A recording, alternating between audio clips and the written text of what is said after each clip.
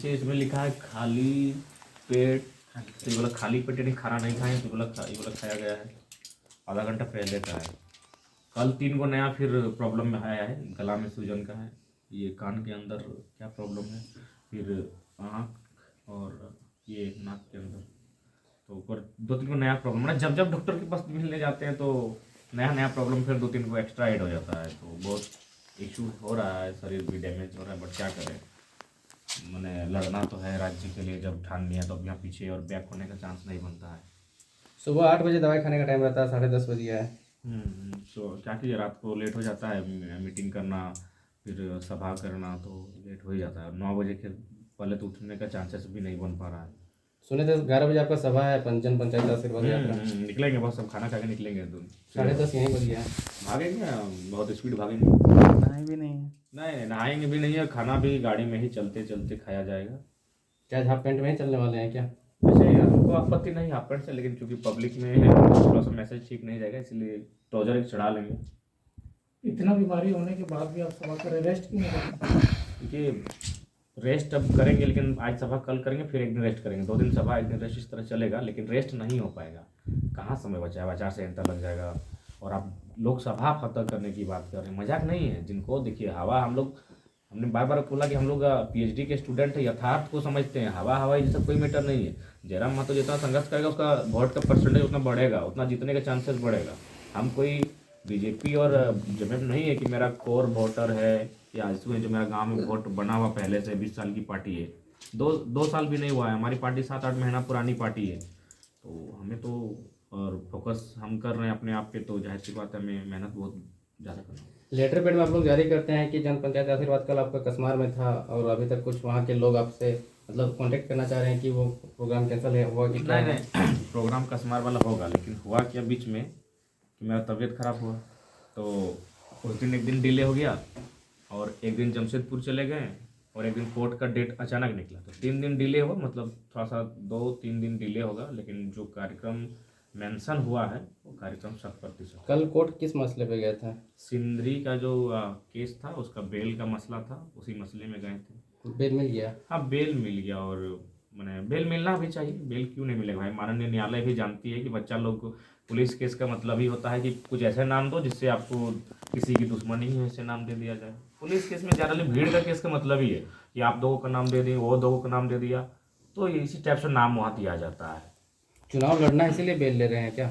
स्वाभाविक, चुनाव लड़ना इसीलिए बेल भी लिया जा रहा है, इसमें कोई सच्चाई आप नहीं। पढ़े लिखे हैं, अच्छे एजुकेटेड है, चाहते तो नौकरी ले सकते थे, लेकिन फिर भी लोगों को निकल गए हैं 2 साल से झारखंड को जगाने के लिए, झारखंड के लोगों को हक अधिकार दिलाने के लिए चाहते तो नौकरी कर सकते। हाँ बिल्कुल, पीएचडी के छात्र हैं तो प्रतिभा है तभी पीएचडी तक पहुँचे हैं। पीएचडी हर गांव, मेरे ही गांव में मात्र हम लोग दो ही जन पीएचडी कर रहे हैं अभी आज के डेट में, इतना बड़ा गांव है, तो पीएचडी कोई मामूली विषय नहीं था। जब पीएचडी के हम छात्र हैं तो जाहिर सी बात है कुछ तो थोड़ी बहुत बात होगी, तो निश्चय ही इन फ्यूचर हम लोग अपना फ्यूचर को सिक्योर कर सकते थे।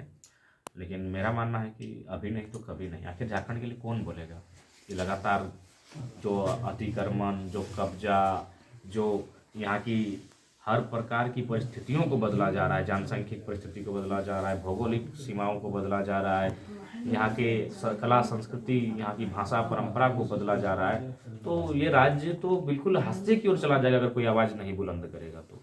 इतना निडर होकर बोलते हैं, कहीं केस उसका डरने लगता है। अरे उसीलिए कल हम दिन भर किताब ठोके, एक ही लाइन के लिए किताब तो खरीदेंगे। मेरे पास रश्मि रथी ऑलरेडी था, लेकिन रश्मि रथी हम फिर जाके खरीदे, क्योंकि मेरा जहन में एक ही वही बार बार कि आपको डर कहने लगता है, तो एक ही लाइन के लिए किताब को हम खरीदेंगे। और लाइन कहाँ गया, पेज नंबर 104 याद किए हैं कि उस लाइन को थोड़ा सुनिएगा। जयराम महतो को डर कहाँ से नहीं लगता है, वो कविता भी तो आपको सुनाना चाहेंगे। हाँ ये जब रश्मि रथी में कर्ण और अर्जुन के युद्ध के बारे में चर्चा है, तो उसमें कृष्ण मैंने अर्जुन से कहते हैं जब चारों तरफ कि कर रहा काल सा घोर समर, कर रहा काल सा घोर समर, जय का अनंत विश्वास लिए, है घूम रहा निर्भय जाने, भीतर क्या दिव्य प्रकाश लिए।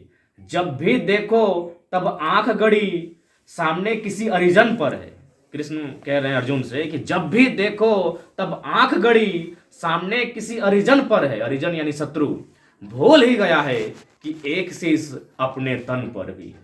यानी कर्ण भूल चुका है कि एक शीश उसके भी तन पर है। वो जब भी उसको देख रहे हैं किसी अरिजन पर है, लेकिन वो भूल चुका है कि एक शीश उसके तन पर भी है। तो सेम एक लाइन के लिए कल हम किताब खरीद के लाए कि ये लाइन हम पे भी लागू होता है कि हम भूल चुके हैं कि एक शीश मेरे भी तन पर है। हम भूल चुके हैं, हमको बिल्कुल आभास ही नहीं कि मेरे सर मैंने धड़ पर एक सर है। हम अपने आप को मान ही चुके हैं कि शहादत होगी तो होगी, लेकिन पीछे नहीं हटेंगे।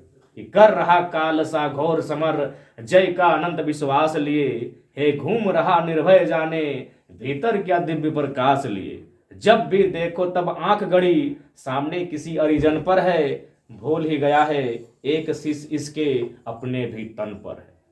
इसका अर्थ क्या हुआ? अर्थ नहीं समझ में आया। इसका अर्थ यह है कि वह शत्रु से लड़ने में इतना व्यस्त है कि उसको इस बात का आभास ही नहीं है कि उसका भी गर्दन है। तुम तो शत्रु के गर्दन काटने पर तुले हो, लेकिन एक गर्दन तुम्हारा भी वो भी कट सकता है, लेकिन कर्ण को यह आभास ही नहीं है। या तो ठीक उसी प्रकार मैंने जयराम महतो जो इन राजनेताओं को चैलेंज कर रहा है, इन भ्रष्ट IAS IPS को चैलेंज कर रहा है, इन तमाम माफियाओं को चैलेंज कर रहा है, उसका विपरीत परिणाम भी हो सकता है। ये जयराम महतो बिल्कुल भूल चुका है। जो होगा देखा जाएगा, बक्सा कोई नहीं जाएगा। लेकिन जब भी जयराम महतो स्पीच देते हैं एग्रेशन वाला, तो आदमी का रोंगटे खड़े हो जाते हैं सुनने वाले को। देखिए, चूंकि हम लोग टाटा में तो कुछ लोग रो गए थे। हाँ रो गए थे, सही बात है। दिल से हमारा स्पीच दिल से होता है।